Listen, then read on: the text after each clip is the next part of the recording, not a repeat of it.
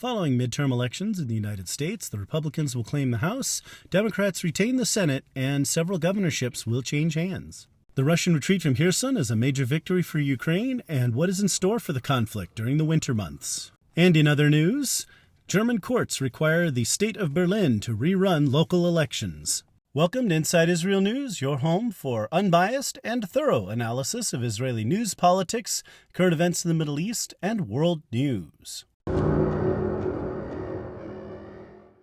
Or as the internet trolls say, mouthpiece of the Zionist conspiracy, spokesman for the elders of Zion, highly paid propagandist of the Mossad. Yeah, no. This is Inside Israel News. I'm your host, Isaac Kite.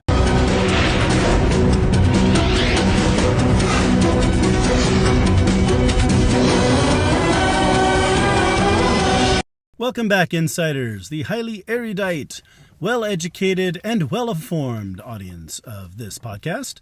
If you're listening, that means that you want to know everything, and I do my best to make sure that you stay informed. This from your gregarious Vulcan, with my facts and figures, rationality and reason in a time of utter insanity, a world gone mad, right? Well, more madness, and not just insanity, but also anger. U.S. midterms have concluded, mostly, kind of, sort of, well, not really. They're still counting in California and Arizona and Nevada, and yeah, it's we're well over a week, headed on toward 2 weeks now, and there are races where we still don't know who the winner is likely to be, I should say. I mean, sometimes there are those races that come down to 100 votes this way or that way, and it's difficult to tell right to the last minute, and you have to wait till very last ballot is counted, and then there's a recount. This stuff happens, but not like this. This is utterly ridiculous. Okay, India is the largest democracy in the world. They have something like 400 million votes cast every time they vote, and they're able to count their elections and count their ballots in a day. Okay, if India can do that, now, Indian people are pretty smart, so I mean, it's a good thing. Pretty capable people, so I don't have anything against them. I'm just saying if India can do 400 million votes, I think America could handle, a quarter of that in 48 hours. Okay?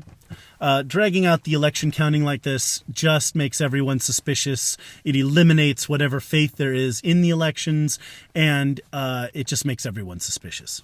Nevertheless, the American midterms have at least theoretically ended, and there have been some significant changes. Republicans have gained a majority in the House of Representatives, for one thing. Republicans needed to gain just 6 or 7 seats. Looks like Republicans are going to gain much more than that. Now, the GOP is going to have 221 or 222 seats, depending on a couple of close races, and that is more than the 218 seats the GOP needs in order to have a majority. So that's pretty much said and done. Already, Congressman Jim Jordan has announced that the House will be investigating the Hunter Biden affairs and all of the corruption that surrounds the Biden family.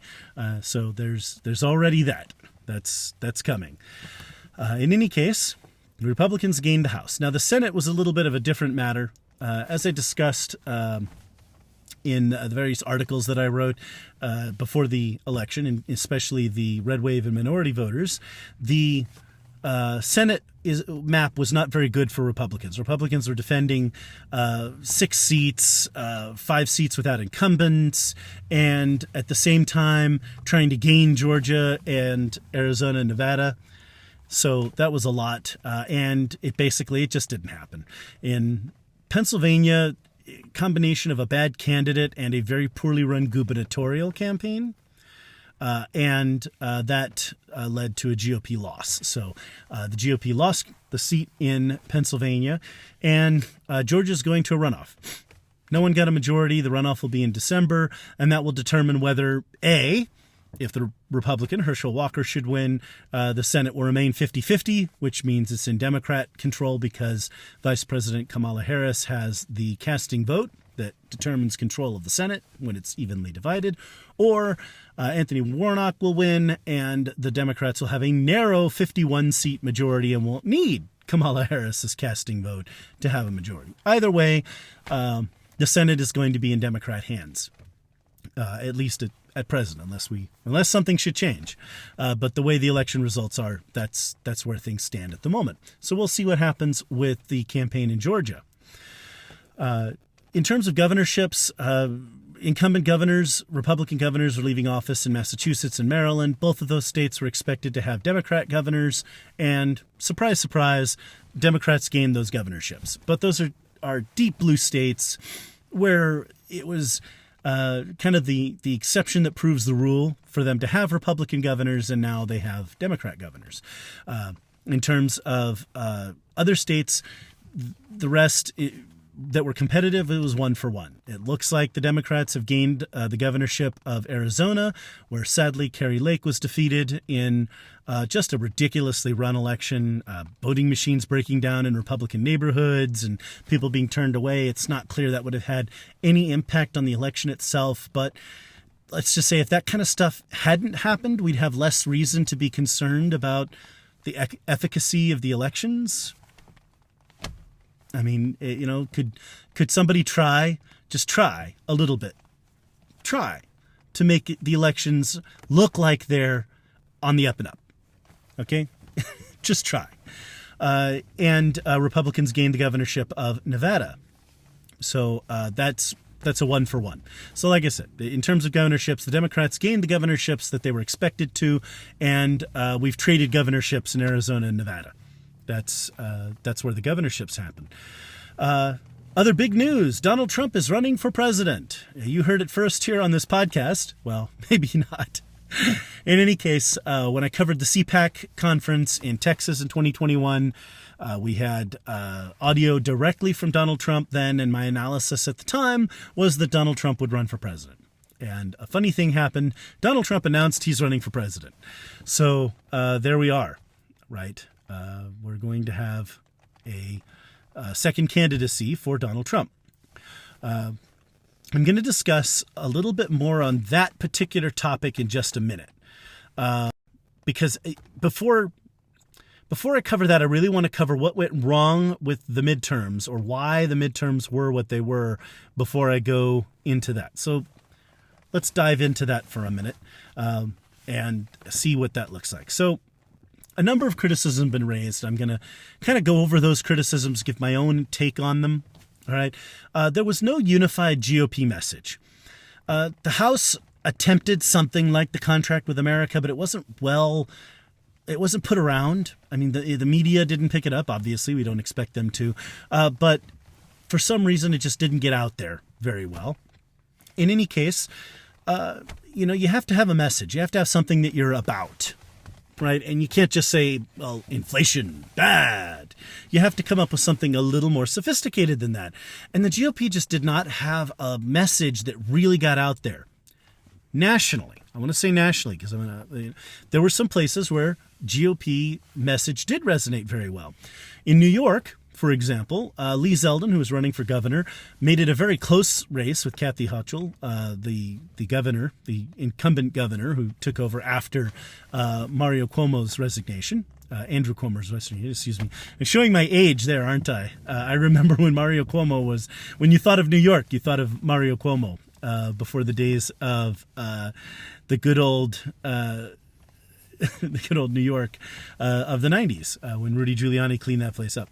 Anyway, Lee Zeldin put out a good message in New York, really energized New York voters, and turned out a huge number. Now, he didn't win, but for not winning, I think he gets the MVP for the GOP in this race, because he was able to turn out enough voters and bring enough excitement throughout the state that the GOP gained 4 seats in the House of Representatives and defended a closely held seat. So we're talking about a major gain for the GOP in a very deep blue state, right? New York is not a place you think of when you think of Republican gains. So Lee Zeldin's message worked very well. Lee Zeldin's energy and his candidacy worked very well. Likewise, down in Florida, which I'm going to come to in a minute, okay? There are a couple of issues where the GOP just struck the wrong chord. The GOP was doing very well on immigration, illegal immigration, crime, and inflation. And they needed to have a more uniform message on border security, how we would fight inflation, things of that nature. Okay. But there were a couple of issues where some Republicans, not all, but some Republicans really took the wrong tone. On Ukraine, for example, some Republicans are out there, trash talking Ukraine, saying that the U.S. shouldn't be supporting Ukraine. We're risking World War III. I've talked a lot about it here on the podcast. It's going to be the subject of the next segment after I'm done talking about the U.S. midterms. Defending Ukraine, helping Ukraine defend itself is definitely in U.S. national interest. And so for Republicans to be out there kind of not supporting Ukraine, Republicans are usually strong on national security. And so it just felt like a lot of people saw that and it just made the GOP look like clowns. Like we're for national security, but we're against helping Ukraine defeat Russia. How does that work now? So that was a big fail for the GOP. They also didn't handle the student debt situation very well. Joe Biden's student debt forgiveness plan was a vote-buying scheme for sure, and he was definitely out to try to motivate certain voters to vote his way with that. But the way the GOP handled it was very callous. Just out there, if you borrowed, you pay it back. And I remember one person, just out there, well, these green-haired rich kids working at Starbucks and they've got their women's studies degrees or their art history degree and they don't know what they're doing and this kind of thing. Actually, those aren't the people who have student debt. The rich kids, mommy and daddy paid off their student debt. The people who have the student debt are largely working class people who wanted to get a better education because they were told to. Everyone said, if you want a good education, you have to go to college. And they did what they were told. They went to college. The government, through Sally Mae, that's your government, the one with the Republicans and the Democrats, Republican presidents and Democrat presidents, Republican Congresses and Democrat Congresses, all of them supported that, pushed basically loan guarantees or subsidies. Some of these loans are subsidized. 92% of student debt is held by the federal government and managed by the federal government. So it is a federal problem. And saying that just callously, suck it up, it's your debt, that didn't strike a very good tone. I know a lot of people under 40 who, even if they didn't have student debts, just thought the Republicans sounded ridiculous. And even over that, a lot of undecided voters, right? I wrote about undecided voters. It looked in the polls like undecided voters were breaking for the GOP. Something brought them back. Something turned their minds. Yeah, that was it. So there were a couple of issues there where the GOP just did not sound good. You don't have to be for student loan forgiveness to have a little compassion. Come at an issue and say, look, we understand that a lot of people got student loans thinking that these college degrees would do something for them, and they did not. That, this whole thing was a scheme, essentially, to subsidize left-wing universities and put a lot of money in the hands of left-wing college professors. That's how you have people like Elizabeth Warren who could be out there and get paid $400,000 a year to teach one class. It's like, wow, that's a lot of money, right? Okay, so you could say that. It's look, we understand people are struggling. We don't think that forgiveness is the right path, right? Even that. Put some other ideas on the table. Matching payments, right? If you make a payment of any kind on your student loan, we think the government should match that payment up to a certain amount. Something. Give some relief to people. Look at their circumstances. The thing is, with a lot of people who have student debt, so that the one category are a lot of working class people. The other category are public servants. Now, I know a lot of public servants are left-leaning, and so from the Republican Party's perspective, they're not people who would vote Republican, okay, to begin with. So doing anything for those voters doesn't sound like you need to, not an interest group you'd want to pursue, okay? But they are people that they have a lot of public support, right? Teachers, college professors, and I don't mean just like big university professors, but okay, local colleges, community college, junior college teachers, high school teachers, elementary school teachers, counselors get their degree in sociology, and they study mental health and these kind of things, try to help people. Social work degrees, basically. You get a lot of these people out there. They got their degrees. They provide a very important service to the community. If our teachers, our counselors, other public servants of various kinds, and the government was supposed to pay off their loans after 10 years if they worked in these public professions, but they weren't doing that. Also, people don't know, your Congress, Republican and Democrat, changed the law so that you cannot include these student loans in bankruptcy, right? So people who have them cannot get out of them. The government was literally suing a woman who is dying of cancer. She was dying of cancer and was trying to default on her student loans, and the government was literally suing her to force her to pay. I kid you not. So these are issues where the GOP could have struck a more compassionate tone, a more perspicacious tone, and instead they just sounded callous and silly. And when members of Congress don't understand what vital U.S. national interests are, you kind of ask, what are you doing there? When Ted Cruz knows what vital U.S. interests are. Ted Cruz knows that the U.S. has to support Ukraine. Okay, now, again, should we send $50 billion at a go to Ukraine? That's not necessarily a good thing either. Now, that would have been an angle to take with it. Okay, so we're supporting Ukraine, but where's this money going? Right? The United States gives about $4 billion a year in military aid to Israel. That's just $4 billion. And the Israelis spend that money in the U.S., buying mostly U.S. equipment, from U.S. manufacturers.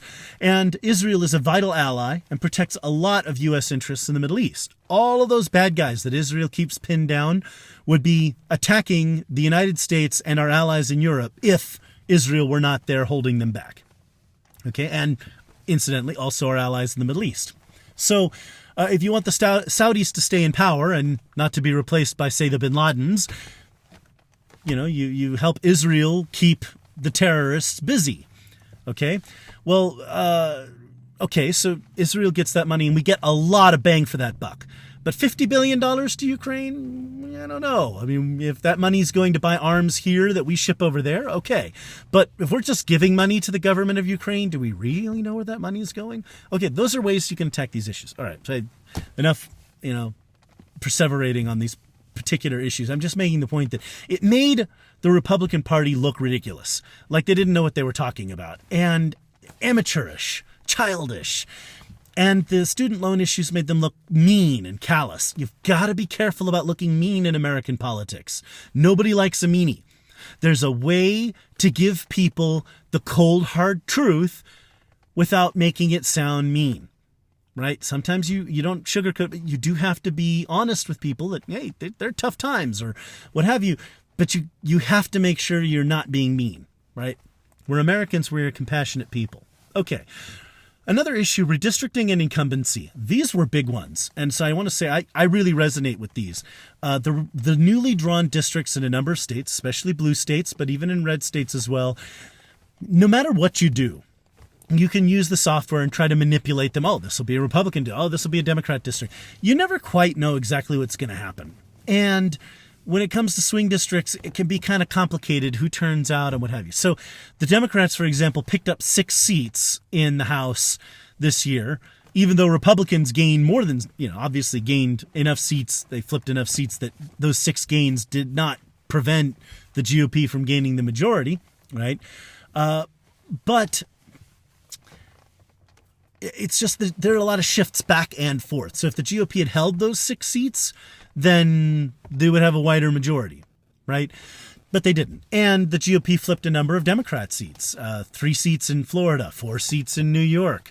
In Michigan, we traded seats. The awesome, wonderful John James, a candidate I have loved and supported for many years. I was so excited to see him win a congressional seat. Such a talented man. So glad to see him in Congress. But the Democrats also picked up a seat in Michigan, so his flipping a seat meant nothing. The Democrats flipped a seat too. So, Michigan was a net zero for the GOP. You see what I'm saying? Iowa. Iowa's an interesting case study. Back in 2018, Iowa had 1 Republican who won the election. Right? Iowa had 3 Democrat districts. In 2020, the GOP gained 2 of those back.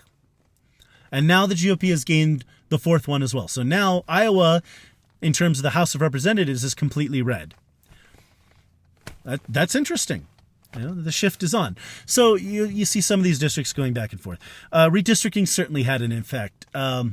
Incumbency, right? Back to redistricting. So before redistricting comes what we call reapportionment, and that's where Congress sends congressional seats to different places. Texas and Florida gained seats, both of them, right? So you have Texas now with 40 seats instead of 38, Florida with 30 instead of 28. So, those seats go to those states. Those states are red states. They're generally going to pick up, Republicans are generally going to pick up seats.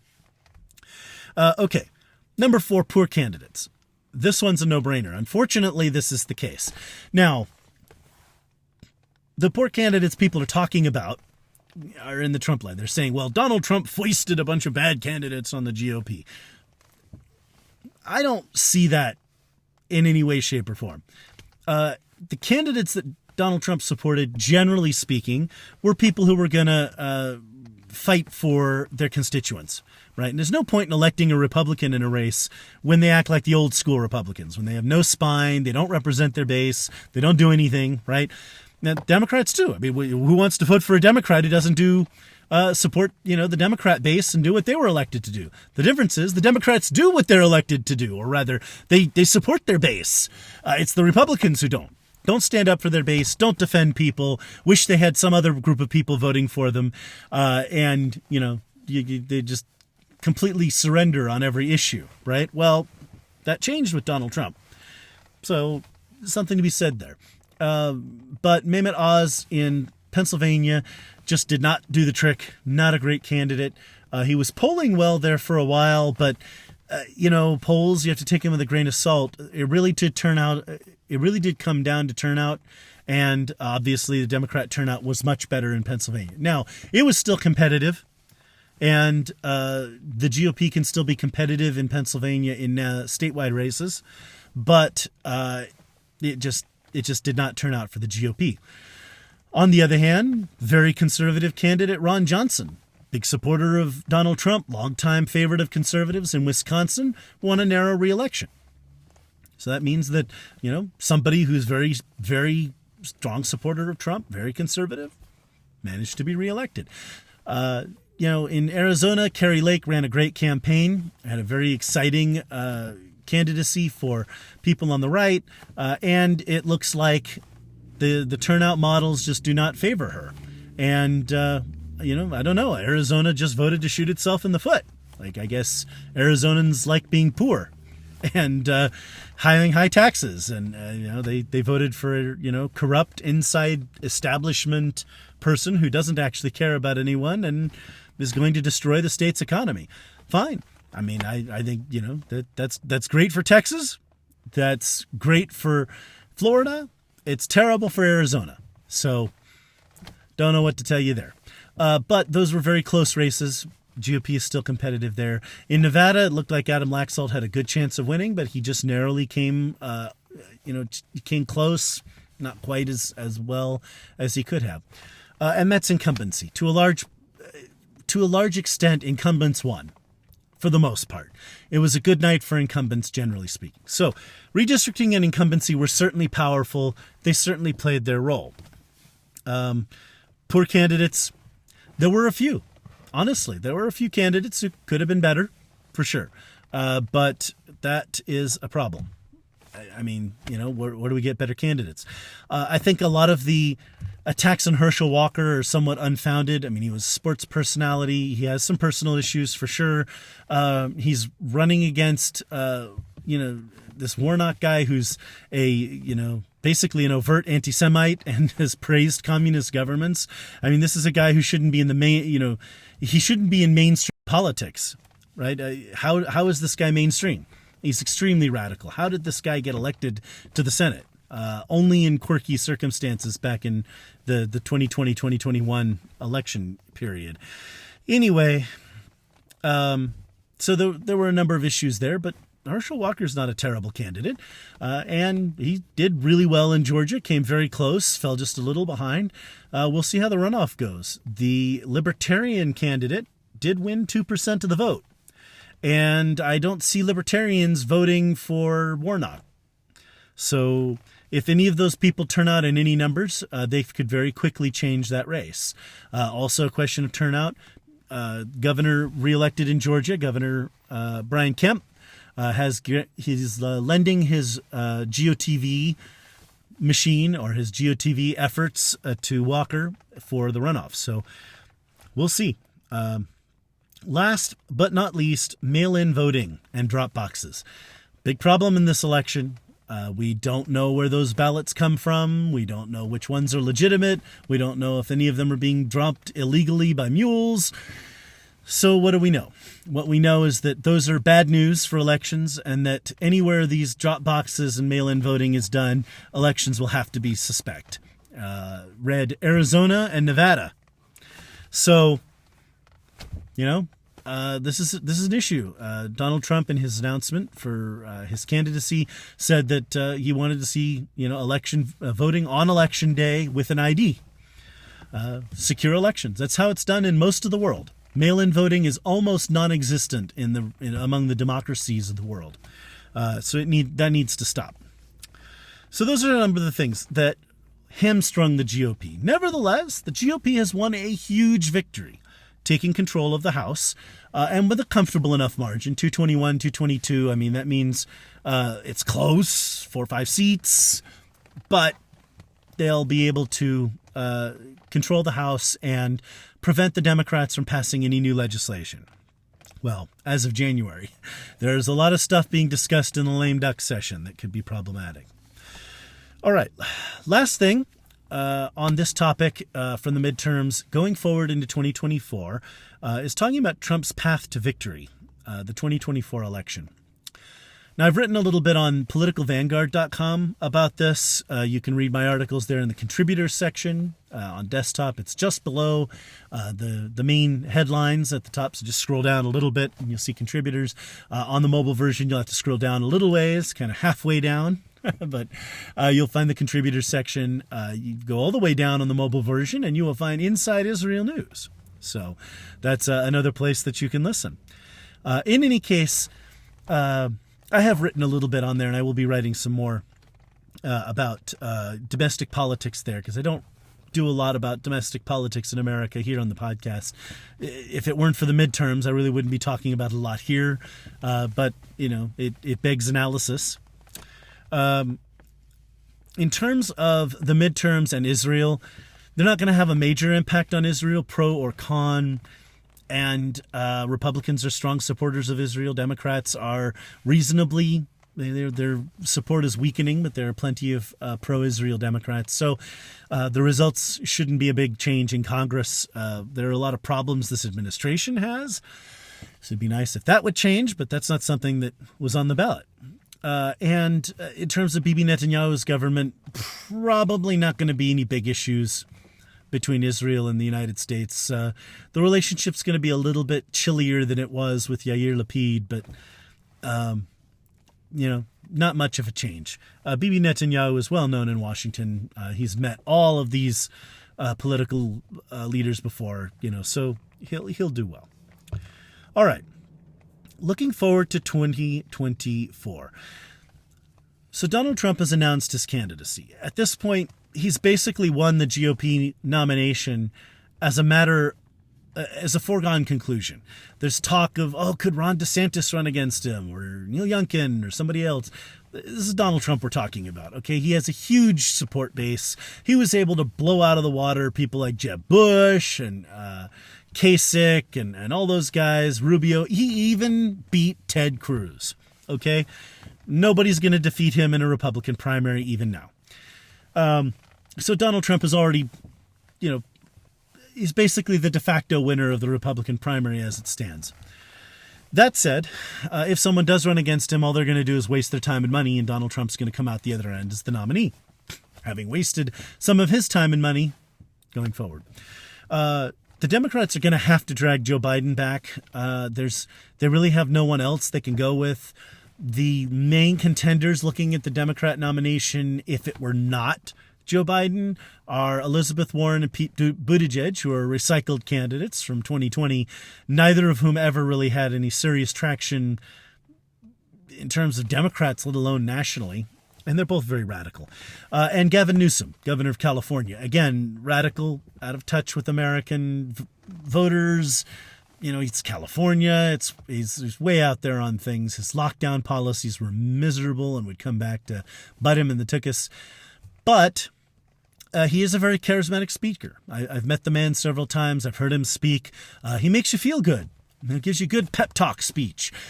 His content doesn't really mean anything if you actually think about what he said. We're going to be great. Everything's going to be good. And then, he kind of like, by raising taxes and driving businesses out of the state, how does that make everything better? Oh, no, everything's going to be great. So, it's kind of empty talk. In any case, none of those candidates are really viable. The Democrats just have no one else to lean on. They have to make Joe Biden's incumbent status. They have to take advantage of his incumbency. That's really the only thing they have. He's deeply unpopular. About 60% of Americans don't want Biden to run again. About 60% of Americans don't want Donald Trump to run again. So they're both equally unpopular. And no one of them is more popular than the other. But what is Trump's path to victory? I'm going to write more about this on Political Vanguard. Essentially, you look at the Electoral College now, the way it works in the U.S., and the way it's changed. Donald Trump comes in with 221 electoral votes, Biden 212. So you have a slight lead for Trump there. There are 8 battleground states. They have about 106 electoral votes among them. And, Donald Trump has to win 49. And he'll have a victory. Basically, he's looking for 50 electoral votes. It's not that hard. And in all of those states, he has proven competitive, right? I just talked about, in all those states, there were close races in this last race. There's nothing to suggest that the GOP has lost any ground. Now, I did write about the red wave in minority voting, and it didn't really materialize in terms of GOP gains this year very well. But it did happen. Okay, so this is the part I want to talk about because Ron DeSantis has come up several times. Ron DeSantis won Miami-Dade County. All right, he lost Miami-Dade County by several points last time in 2018, and he still won by about 33,000 votes. Note, though, that he and Rick Scott, who ran for Senate that year, were both supported by Donald Trump. They were both part of the Trump revolution, if you will. And their candidacies were benefited significantly by Trump's endorsement and Trump's activity and the good, the positive economic news in 2018 and what have you. Nevertheless, they both lost Miami-Dade County.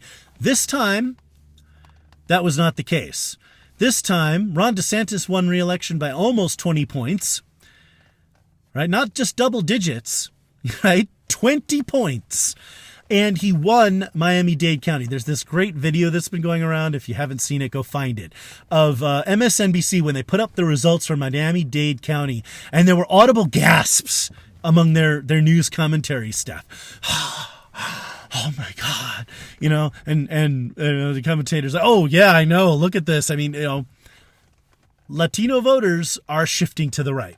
They didn't come all the way right, but they are shifting to the right.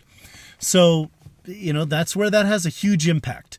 We're starting to see that happen. Very dangerous for the Democrats.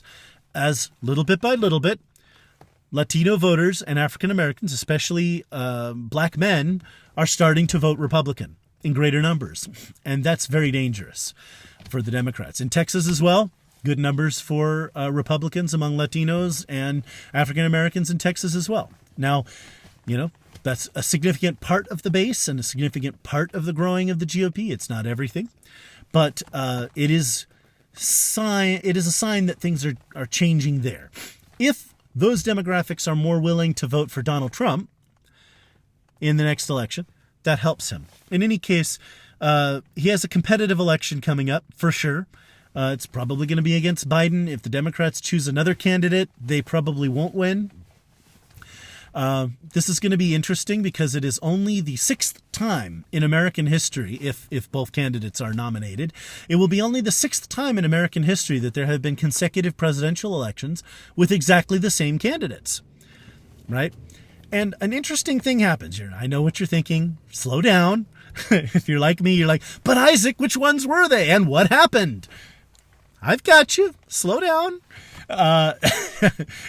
If your brain runs 100 miles an hour like mine, you're already there. If not, then, now you're there because I just mentioned it. In 1796, Thomas Jefferson and John Adams won. In 1800, Thomas Jefferson and John Jefferson won. Right? 1824, Andrew Jackson and John Quincy Adams. Now, there were also major candidacies by Henry Clay and other, but those were the top two candidates. Let's put it that way. 1828, Andrew Jackson versus John Quincy Adams. Andrew Jackson won. Right? 1888, Grover Cleveland, incumbent president, right? Running against Benjamin Harrison. Benjamin Harrison won, narrowly, but he won. 1892, same candidates, Grover Cleveland won, and won a second non-consecutive term. So the only true historical precedent here looks pretty good for Donald Trump. Now, the other two occasions, William Jennings Bryan ran against William McKinley twice and lost, but Bryan was a radical silver coin candidate in 1896, and he got trounced by McKinley. And when he ran again in 1900, he wasn't really a serious candidate. It was the same with Adlai Stevenson and Ike Eisenhower. Everyone knew Eisenhower was going to win. Both parties offered him their nomination. Ike chose to run for the Republican nomination. So the Democrats put Adlai Stevenson on the ballot so that he wouldn't upset anyone. Basically, he'd run, he'd make the party look good, and he'd lose with dignity. And he did that twice, 1952 and again in 1956. But no one thought that Bryan or Stevenson were serious candidates who were going to win the second time they ran. They had already lost their elections, right? Now, Richard Nixon lost in 1960 and then came back 8 years later to run, but not against Kennedy, right? By that time, obviously, JFK had been assassinated, and he ran against the Hubert Humphrey III. Hubert Humphrey. I was just thinking of there have been more Hubert Humphreys who've run for office since then, but Hubert Humphrey was not a great candidate in that race. So that was a totally different thing, but he still won. So former presidents running for office, not a terrible thing. In any case, looking at the electoral map, the electoral college map, Donald Trump has a path to victory. Looking at minority voters and likely, looking at the way the elections came out this time, he's very competitive in those states. So he can make it a squeaker, right? He can make a go of it. There's no reason to think that he wouldn't. And at this point, I think when you look at it, it's a race to determine who's the lesser evil for a lot of your centrist voters. Before the COVID lockdowns and all that stuff, which weren't necessarily Trump's fault. Before all of that, we were riding high. There were good times. We reduced our wars. We had prosperity. People are going to remember those times. And Donald Trump talks about it all the time. And he talks about that positive image, right? He needs to get off the 2020 election, stop talking about the past, focus on the future. Bright, shiny, positive future. Americans do not like negativity in politics. They want a positive vision for the future. Right? In 2020, Biden sold them a return to normalcy as a positive image, and people went for that narrowly, but they did go for it. So, the last thing, though, is empathy. Joe Biden cuts a more empathetic figure. It's fake empathy. He doesn't actually care about anyone. He isn't actually empathetic, but he's able to strike a more empathetic character, a more empathetic figure. And Donald Trump needs to be better about that. In his announcement speech, I thought he was right on point. He talked a lot about his vision for the future. He stayed off the past for the most part, and he came out swinging. But he also talked about how much his family's been attacked and hurt, and his sons have been subpoenaed, and he showed a little vulnerability. And for Donald Trump, that's more empathetic. You can empathize more with him, and it gives him the ability to strike a more empathetic figure for people as a victim of maltreatment, right?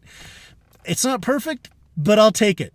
Because Donald Trump needs to be more empathetic. And it's hard when he's a guy who's, bellicose and brash, and he's eager to scrap with people, and, he makes, calls people names and makes insults, and, he fights. A lot of people like that about him, but it comes off as mean sometimes. All right. With that, after the break, Ukraine, and then in other news.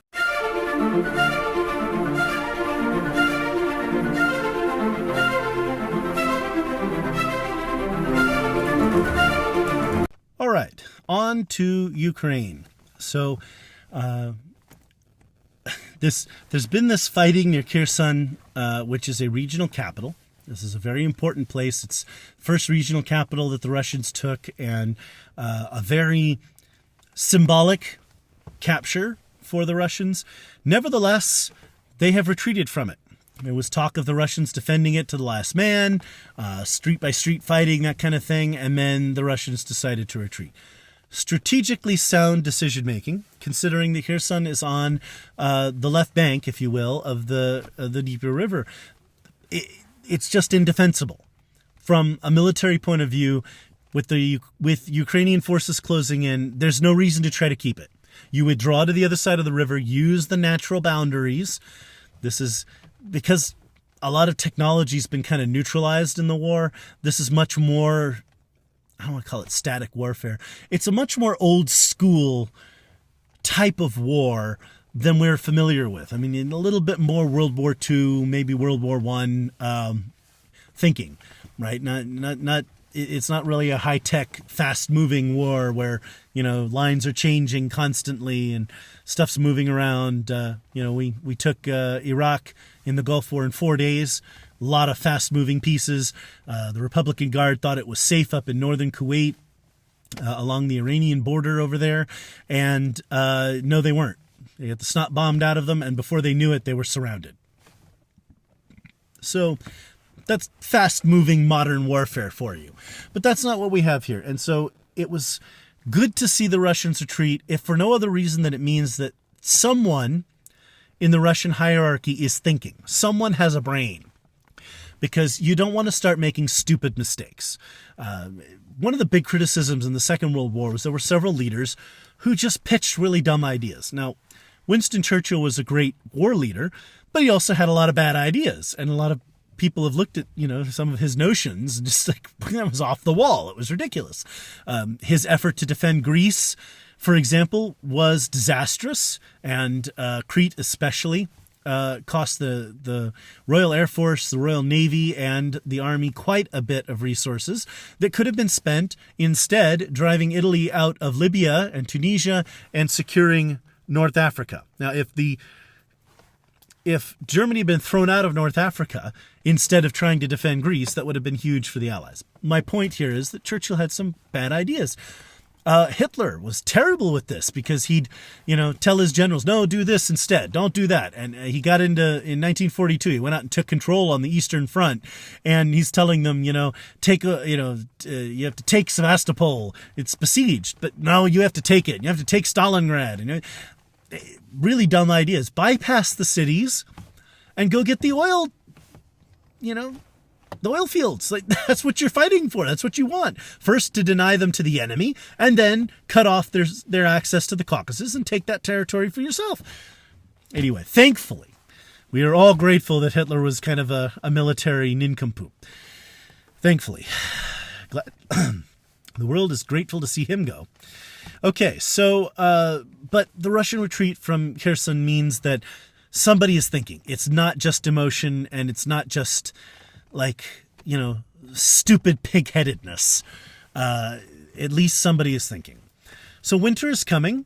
The Russians know this. They've been attacking power plants and gas infrastructure in Ukraine, in addition to firing indiscriminately into Ukrainian cities, attacking the civilian population. They're firing, naval missiles and, basically surface-to-surface naval missiles and S-300 anti-air missiles. And the thing is, with a lot of these missiles, you fire them, they go up, and they come down, and they go boom. That's like any munition would, right? But they can't be targeted. They're not designed like cruise missiles or other surface-to-surface missiles to hit a very strategic, a very specific target to hit with precision. So they're firing them into apartment buildings and such. And so a whole bunch of these flying into Kyiv recently. This thing in Poland, apparently Ukraine was firing missiles to defend, anti-missile missiles, trying to intercept the missiles. They were trying to shoot them down, and apparently a couple of those missiles fell in Poland about 50 kilometers in and killed 2 Poles. That is very unfortunate, and that's a really sad incident. At first, we were concerned that it was Russia that had fired the missiles, but it turns out it was an accident. Ukrainian missiles went off course. But this is the thing. I mean, they're firing their missiles, trying to keep Russian missiles from raining down on their cities, killing innocent civilians. Oy. So Russia's strategy is to bomb the civilian population and destroy the power infrastructure and such so that people will be frozen in the winter. So now Ukrainians are evacuating children. They're having to shut down schools. They're taking a lot of steps trying to keep people warm as best they can. Now that is a really heinous strategy there. In addition to the mass graves at Izium that the Russians left behind, in addition to the horrors wrought by the war in general, firing at civilian infrastructure and then firing at civilians indiscriminately, like it's 1944, that's not acceptable. This is definitely not cool. An extremely amoral military campaign. So we know who's in the moral right here. That much is fairly obvious. It's unbelievable to see people trying to draw moral comparisons. There aren't. The Russians are literally murdering people in cold blood. So there you go. That's back to it's in the U.S. strategic interest to protect Europe, and we have to protect Europe by defending Ukraine. Because if Putin gets Ukraine, he'll be going into Poland and Romania as soon as he possibly can. It's just an unfortunate thing there. So winter is coming, and the winter months in Ukraine pose a serious problem. It gets very cold there, as Russian winters. Well, it's the southern part of Russia, so we're not talking about, say, Arkhangelsk or Moscow, but we are talking about very cold temperatures in Ukraine.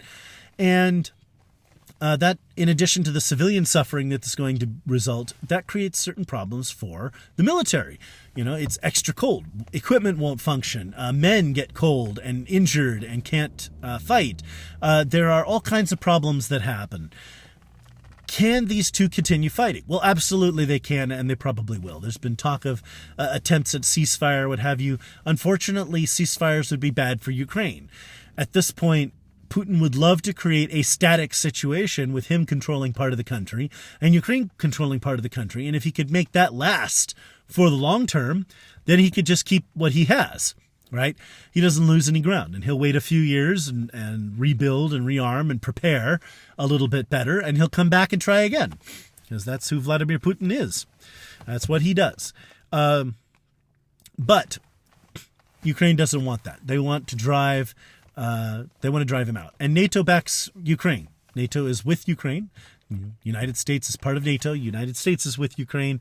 We're going to push the Russians out. So what's going to happen in the winter? There's talk of renewed fighting and offensive on the part of the Russians. Note that Putin did his massive mobilization, and there are these what they're calling Mobix forces that are there now. These mobilized young people who are kind of forced into the army. They've been somewhat effective at slowing down Ukrainian offensives, but they haven't done a lot. There's talk of whole Mobix units having been completely destroyed. That Ukrainians now, some of this is unconfirmed, some of it's been seen to a certain degree and verified in part, but that Mobix forces are being defeated is certain. That a number of those units have faced defeat. That entire units have been wiped out is something that Ukrainians are talking about, but hasn't been verified. So I want to be clear with you, my listeners. I'm not feeding you baloney, but there's talk of those units being wiped out. And I mean, it's not confirmed. I want to say that I'm more willing to believe that. And the reason I am more willing to believe that is because these guys are untrained and they are vulnerable, right? They get a little bit of military training and thrown into war, right? It's unfortunate. If Russia launches a winter offensive, that'll be interesting to see. Ukraine certainly can keep up the pressure during the winter. If I were Ukraine, I wouldn't launch an offensive, a big offensive. I'd keep the pressure on, but I wouldn't launch a big offensive during the winter. What I would do is sit back and let the Russians launch the offensive first. Once the Russians launch their offensive, you could pull back and wait for them to culminate. That is when their offensive runs out of steam. Then you can push them back after that. So, if there's a winter offensive, let the Russians burn themselves out and then push back. But hopefully Ukraine will be able to recover its territory, drive Russia out, and defeat them completely. That will, 1, weaken Russia, 2, eliminate Russia as a conventional military threat to anyone. Both of those very much in the U.S. national interest.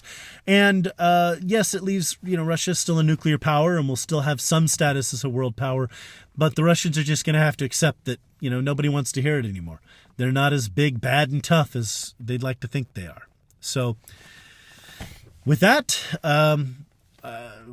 after the break, I will be back with the In Other News segment.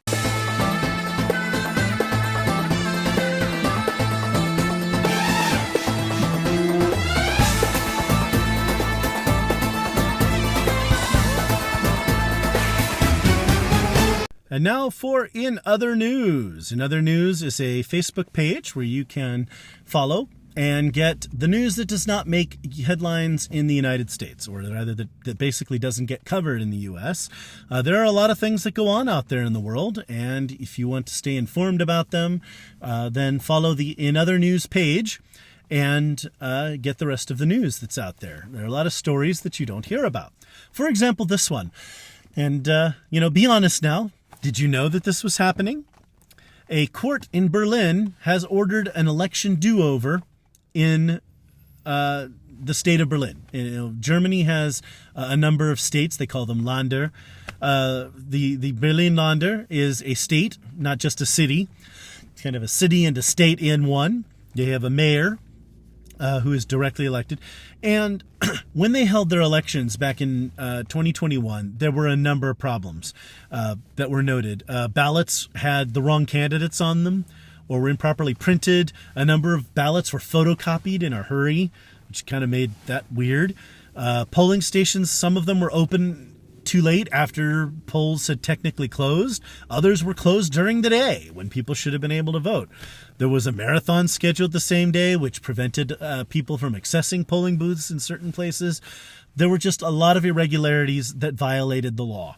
And so the court has ordered that Berlin will redo their state elections. Now, this is the state court in Berlin, so they don't have any jurisdiction over federal matters. However, recently the Bundestag, the federal legislature, that is the main parliament in Germany, voted to redo the federal elections in Berlin as well. So that will not affect the traffic light coalition, and it won't really affect the Bundestag very much, but a seat may change hands here or there.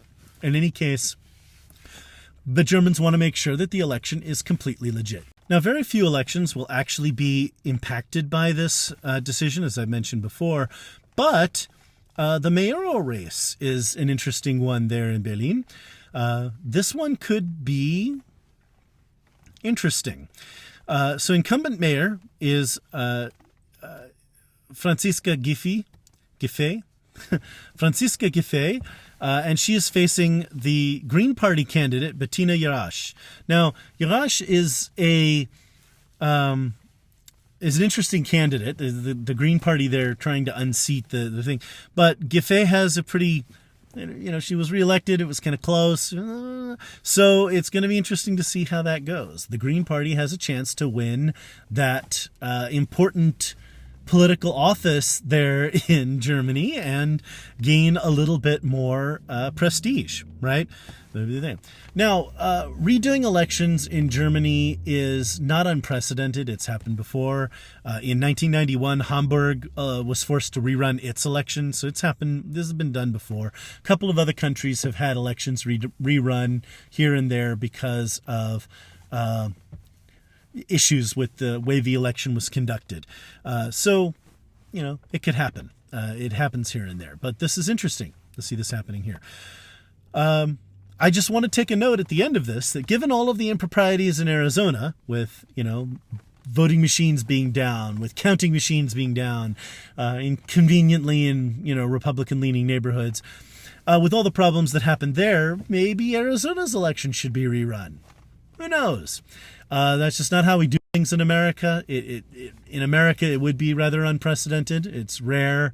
There are a few local elections that are required to be redone here and there, but for the most part, state and federal elections are final. But it would still be nice if it were possible to make sure that those who conducted elections improperly received, the proper punishment for it, and those elections were rerun to ensure fairness. With that, that is another episode, a World News Report episode, but another episode nonetheless of Inside Israel News that is done and in the can. Kind of sad now. It's great doing these. I enjoy it very much, and I hope that you appreciate and enjoy them as much as I do. So please do rate the podcast. 5 stars would be very much appreciated. If it's not perfect, 4 would be good too. Much appreciated as well. If you rate the podcast, it helps other people see it. So that'd be appreciated. Any reviews, if you feel like writing those, that'd be awesome as well. Please find Inside Israel News on Facebook and Twitter. Those are the main 2 platforms that I'm active on. And these episodes are on YouTube as well, although it takes me a little bit more time to upload them there. You can also visit the website insideisrael.news and, of course, politicalvanguard.com. With that, as always, goodbye, lehitrot.